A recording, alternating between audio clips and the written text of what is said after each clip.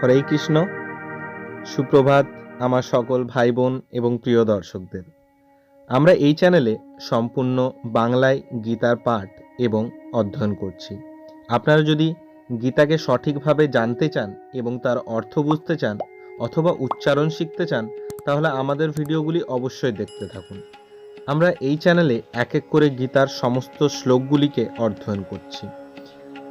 কেউ যদি আমাদের ভিডিওগুলো না দেখে থাকেন, তাহলে অতি অবশ্যই আগের ভিডিওগুলো দেখে আসুন গীতাকে ভালোভাবে বোঝার জন্য। আমরা ইতিমধ্যেই প্রথম অধ্যায় বিষাদ যোগের 7টি শ্লোক নিয়ে আলোচনা করে ফেলেছি। কেউ যদি না দেখে থাকেন, আমাদের প্লেলিস্টে গিয়ে ভিডিওগুলি দেখে আসতে পারেন। কোনো ভুল ত্রুটি থাকলে অবশ্যই কমেন্টে জানাবেন। তাহলে চলুন আজকের ভিডিওটি শুরু করা যাক। প্রথম অধ্যায় বিষাদ যোগ, 8ম শ্লোক।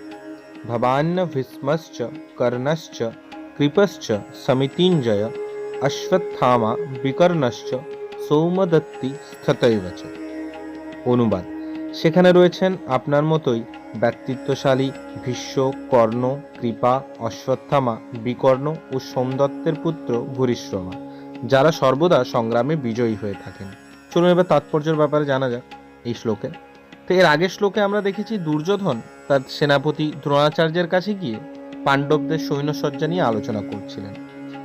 এরপর পাণ্ডবদের রথী মহারথীদের নিয়ে বর্ণনা করার পর দুর্যোধন তার পক্ষে অর্থাৎ তার সপক্ষে যে সমস্ত রথী মহারথী বা বীরেরা রয়েছেন তাদের নিয়ে বর্ণনা করছেন।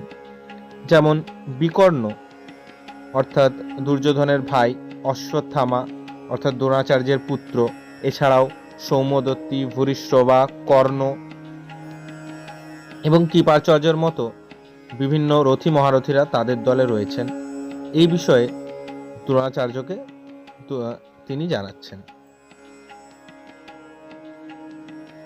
আজকের ভিডিওটি এই পর্যন্তই।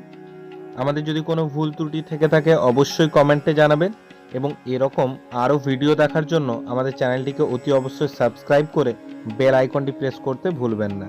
ধন্যবাদ। আপনাদের দিনটি শুভ হোক।